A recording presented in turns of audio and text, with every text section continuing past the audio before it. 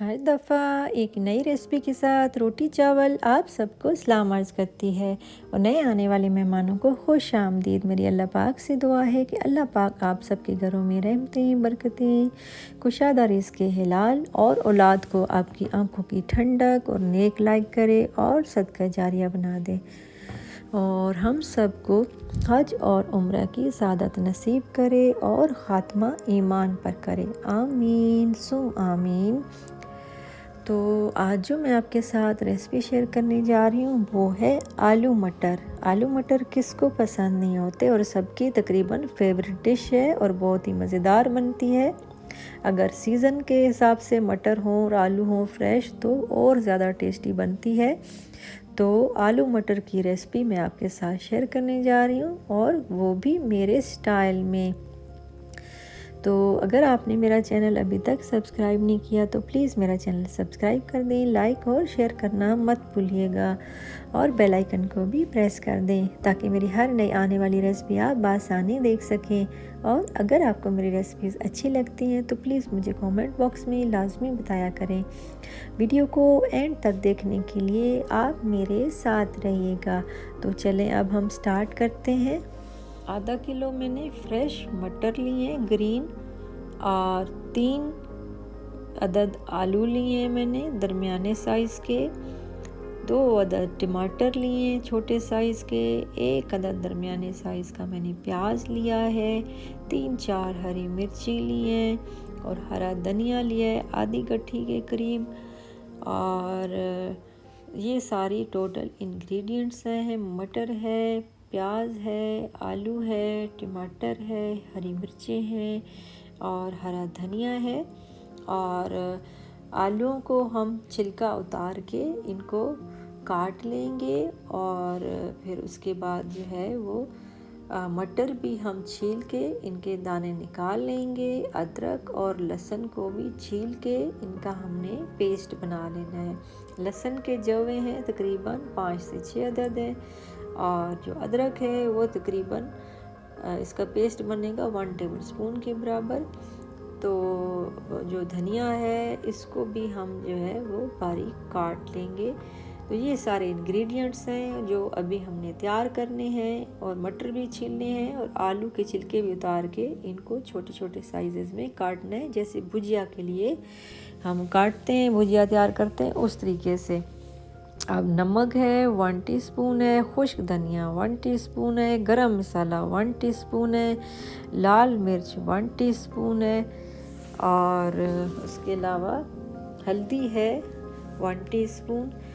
तो ये सारे टोटल सिंपल से इंग्रेडिएंट्स हैं जो मैं आपके साथ शेयर कर रही हूँ। और मैं जैसे कि आपको बताती रहती हूँ कि मैं हमेशा से मेरी कोशिश रही है कि आपके साथ बहुत झटपट और सिंपल रेसिपीज़ शेयर करूँ और आपके घर में से ही सारी चीज़ें मिल जाएं आराम से और आप बना सकें रेसिपी के मुताबिक। तो वो मैं आपके साथ शेयर करने जा रही हूँ। तो अब मटर जो है वो छील लें और आलू जो है वो काट लें क्यूब्स की शक्ल में बारीक बारीक, और हरी मिर्चें भी वो भी काट लें, हरा धनिया भी चॉप कर लें। तो फिर उसके बाद जो है हम साथ जो है वो ऑयल है वो तकरीबन 1 छोटा कप आधा ऑयल का है। तो अब हम स्टार्ट कर लेते हैं, पकाना शुरू करते हैं। ये सारी चीज़ें तैयार हो जाएं तो फिर उसके बाद हमने खाना पकाना है। तो मैं आपको दिखाती हूँ जब आप छील लेंगे काट लेंगे तो वो प्रोसेस भी मैं आपको दिखाती हूँ। तो ये देखिए आलू भी काट लिए हैं, मटर भी छील लिए हैं, टमाटर काट लिए हैं, प्याज काट लिए हैं, लहसुन का पेस्ट बना दिया है, अदरक का भी पेस्ट बना दिया है, हरा धनिया भी चॉप कर लिया है, हरी मिर्चें भी चॉप कर ली हैं। इस तरीके से ये देखिए या आलू का छिलका उतार के इसको छोटा छोटा काट लिया है, मटर छील लिए हैं, प्याज भी चॉप कर लिया है, 1 अदद प्याज था, 2 अदद टमाटर थे उसको भी मैंने चॉप कर लिया है, जो हरा धनिया था उसको भी चॉप कर लिया है, मटर भी छील लिए हैं, अदरक और लहसुन का भी हमने पेस्ट बना लिया है। ये देखिए इस तरीके से आपने ये चीज़ें तैयार कर लेनी है। और अब खाना बनाते हैं। ऑयल सबसे पहले इसमें कढ़ाई में मैंने डाला है और फिर उसके बाद प्याज डाल दिए हैं, उनको लाइट सा फ्राई करना है और फिर उसमें टमाटर डाल देने और उसको फिर हमने मिक्स करना है अच्छी तरह से। और थोड़ी सी हरी मिर्चें भी इसके अंदर डाल दी हैं, अच्छी तरह मिक्स करेंगे। मसाले को हमने अच्छी तरह से गिला लेना है ताकि ये बिल्कुल अंदर से नज़र ना आए। और खाना वही अच्छा होता है जिसमें मसाला जो है वो नज़र ना आए, मुंह में आते हुए बहुत बुरा लगता है। अब वो इंग्रेडिएंट्स बताए थे मसाले में, वो सारे मैंने इसके अंदर डाल दिए हैं और अच्छी तरह से मसाले को मैश कर लेंगे।